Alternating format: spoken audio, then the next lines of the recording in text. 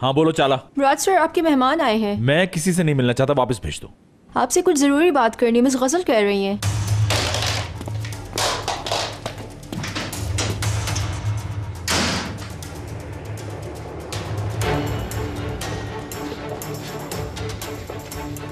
किस मुंह से आई हो तुम यहाँ? सिक्योरिटी को बुलाओ चाला।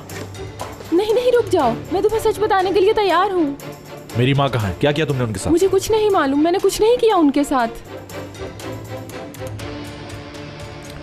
मैंने तुम्हें कई बार मौका दिया लेकिन तुमने नहीं सुना। पुलिस को बुलाओ फौरन। रुक जाओ प्लीज, देखो मेरी बात तो सुनो। पुलिस गार्ड हमारे पास वक्त नहीं, उनकी हालत खराब है।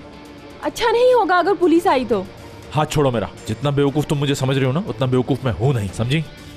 तुम्हारे लिए पुलिस आएगी, कॉल करो। एक बार मेरी बात सुन लो, मैं सब बता दूंगी। मैंने उनके साथ कुछ नहीं किया, और अगर मैंने कुछ किया होता तो मैं यहाँ आती। देखो प्लीज मेरी बात समझने की कोशिश करो।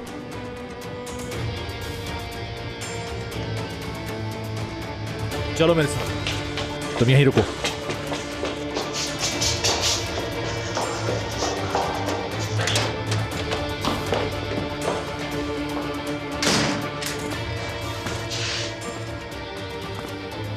तो ठीक है, तुम्हारे पास सिर्फ 2 मिनट है, शुरू हो जाओ। ठीक है, मैं सब कुछ बताऊंगी, लेकिन बदले में मुझे तुमसे कुछ चाहिए। शायद तुम्हें एहसास नहीं कि तुमने क्या चीज खोई है। अब कोई शर्त नहीं, सिर्फ तुम्हारे पास 2 मिनट है, जो कहना है कह दो। देखो मैंने ये सब कुछ पैसे के लिए किया। अगर तुम मुझे पैसे दे दोगे तो उनके बारे में तुम्हें सब कुछ बता दूंगी। लगता है मेरी बात तुम्हारी समझ में नहीं आ रही। अब जो कुछ पूछना है पुलिस पूछेगी। ये उन्हीं का प्लान था।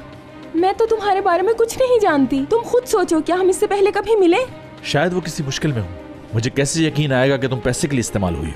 सच कह रही हूँ, तुम्हारे बारे में सब कुछ तुम्हारी माँ ने बताया, और मुझे पैसे देने का भी वादा किया था उन्होंने।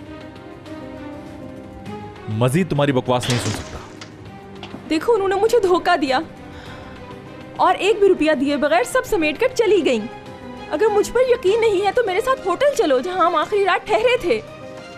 मैं तुम्हारी मिन्नत कर रही हूँ मुराद, भरोसा करो, हमारे पास वक्त नहीं है। मिलना चाहते भी हो उनसे?